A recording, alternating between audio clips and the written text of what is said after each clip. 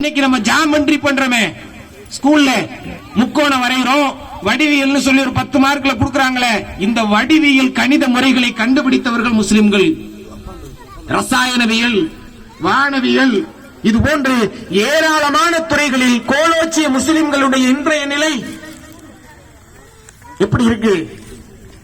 இதோட மேலோங்கி இருக்கா? ஒரு காலத்தில் கல்வியில் மேலோங்கி இருந்த முஸ்லிம்களுடைய இன்றைய நிலை எப்படி இருக்குங்க? சச்சார் அறிக்கையினுடைய அந்த விவரங்களை எடுத்து பார்த்தால் முஸ்லிம்களில் 41% பேர் படிப்பறிவே இல்லாதவர்கள் என்று அவர்களுடைய அறிக்கை எடுத்து காட்டுகிறது. 8ஆம் வகுப்பு வரை படித்தவர்களுடைய எண்ணிக்கை வெறுமனே 15% சச்சார் அறிக்கை சொல்லுது. +2 வரை படித்தவர்களுடைய எண்ணிக்கை வெறும் 7.8% அந்த அறிக்கை சொல்லுது. 100 பேர்ல 7.8%னா 200 பேருக்கு ஒரு 15 பேர் தான் +2 தாண்டி இருக்கிறாங்க. +2 இந்த கதினா அப்ப டிப்ளமோ வெறுமனே 4 பேர், 100க்கு 4 பேர். பட்டப்படிப்பு 100க்கு 1.5% பேர். 200 பேர் படிக்கிறாங்கன்னா அதுல 3 பேர் தான் பட்டப்படிப்பு படிக்கிறாங்க. போதுமா? ஒரு காலத்தில் பல்வேறு விதமான துறைகளுக்கு முன்னோடியாக திகழ்ந்த முஸ்லிம்களுடைய இன்றைய நிலை இன்னைக்கு பட்டப்படிப்பு படிப்பவர்களுடைய எண்ணிக்கை கூட 200க்கு 3 பேர் என்ற அளவுக்கு குறைஞ்சு போயிருக்கு. அப்படின்னா நம்முடைய சமுதாயம் எந்த அளவிற்கு கல்வியில் பின்தங்கி இருக்கிறது தெரியுதா இல்லையா? கல்வியில பின்தங்கின அப்போ இன்றைக்கு இருக்கக்கூடிய கால சூழலில் நமக்கு மறுக்கப்படக்கூடிய உரிமைகளுக்கும் நம்மீது சுமத்தப்படக்கூடிய வன்முறை வெறியாட்டங்களுக்கும் தீர்வு எதன் மூலம் நாம் ஏற்படுத்திக் கொள்ள வேண்டும் என்று சொன்னால் கல்வியின் அதிகாரத்தின் மூலமாக ஏற்படுத்திக் கொள்ள முடியும். அதிகாரத்தை கல்வியின் மூலமாக நம்மால் கைப்பற்றி விட முடியும். அதனால் இன்றைக்கு கல்வியினுடைய தேவை மிக அத்தியாவசியமாக இருக்கிறது. கல்வின்றது வெறுமனே படிப்பு கல்வி மாத்திரம் இல்ல. கல்வியை 3 விதமா பார்க்கலாம். ஒன்னு அதிகாரத்திற்கான கல்வி, மற்றொன்று அறிவிற்கான கல்வி, அடுத்து அறத்திற்கான கல்வி. அதிகாரத்திற்கான கல்வி இன்றைக்கு நாம் பள்ளி படிப்பு, கல்லூரி படிப்பு, பட்ட படிப்பு, இப்படி பட்டய படிப்பு, இப்படி அதனுடைய படிப்பு நீண்டுகிட்டே போகும் பட்டியல். இது அதிகாரத்தை கைப்பற்றுறதுக்கு உண்டான படிப்புகள். இது கல்வி முறை. இதுவும் தேவை இருக்கே. அதிகார மட்டங்கள்ல முஸ்லிம்கள் எந்த இடத்துல இல்ல. அவர்களுடைய எண்ணிக்கைக்கு தகுந்த சதவிகிதத்தில் முஸ்லிம்கள் கிடையாது.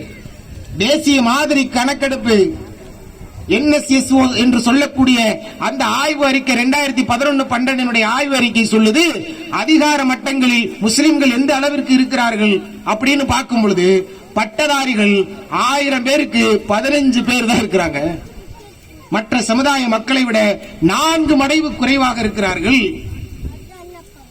10ஆவதுல இருந்து 12ஆவது வகுப்பு படிச்சவங்க 1000 பேர்ல 162 பேர் தான் இருக்கிறாங்க. சச்சார் கமிட்டி 2006, இது 2011. கொஞ்சமாவது முன்னேற்றம் அடைஞ்சிருக்குன்னு பார்த்தா எந்த விதத்திலையும் முன்னேறல. எப்படி நம்மால் அதிகாரம் அமைக்க முடியும்? எப்படி நம்மளால ஒரு அலுவலரா போக முடியும்? அரசு அதிகாரிகளா போக முடியும்? அதிகாரத்திற்கான தேவைகள் இன்றைக்கு இருக்கா இல்லையா? அதிகாரத்தில் இருந்தா நமக்கான உரிமைகளை நாம் பெற்றுக்கொள்ள முடியுமா இல்லையா? நீதியின் அடிப்படையில் நாம் பிற மக்கள் மீது நடந்து கொள்ள முடியுமா இல்லையா? இன்றைக்கு இவை அனைத்தும் கேள்விக்குறியாக்கப்படுகிறது தானே. எந்த அளவுக்கு அதிகாரத்தில் முஸ்லிம்கள் இருக்கிறாங்களா?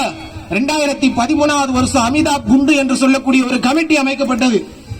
அந்த கமிட்டியில 13.4% மக்களில் நிர்வாக பணிகளில் வெறுமனே 3% முஸ்லிம்கள் மாத்திரம்தான் இருக்கிறார்கள் என்று அந்த அறிக்கை சொல்லி காட்டுகிறது.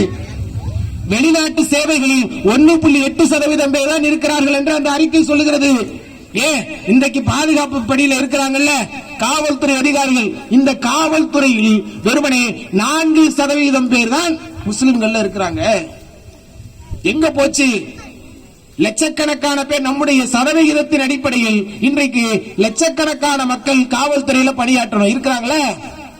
இங்க வந்திருக்கிறவங்க யாராவது போலீஸ்காரங்களுடைய தாய்மார்கள், தந்தைகள் இருக்கிறாங்களா? இல்ல. உங்க வீட்டுல பையன் என்ன பண்றார், என்ன படிக்கிறார்? IPS இருக்கிறாரா, IAS இருக்கிறாரா? ஒண்ணு இல்ல. இங்க பேக் கடையில வேலை செய்யறார். வெளிநாட்டுல இருக்கிறார் பாய், துபாயில இருக்கிறார். துபாயில ஷேக்கோட PA வா? இல்ல. ஏதோ ஒரு மூலையில ஏதோ ஒரு வேலை. போதுமா இது? இது நம்முடைய சமுதாயத்தை முன்னுக்கு கொண்டு வந்துருமா? இன்றைக்கு எந்த அளவிற்கு முஸ்லிம்களுடைய உரிமைகள் மறுக்கப்பட்டு கொண்டிருக்கிறது நம்ம என்ன பட்டியல் போட்டு காட்டணுமா? நம்ம பார்க்கவே இல்லையா? டெய்லி நியூஸ் பேப்பர் படிக்கிறது இல்லையா? டிவி பார்க்கறது இல்லையா? எதுலையுமே தெரிய சொல்லலையா?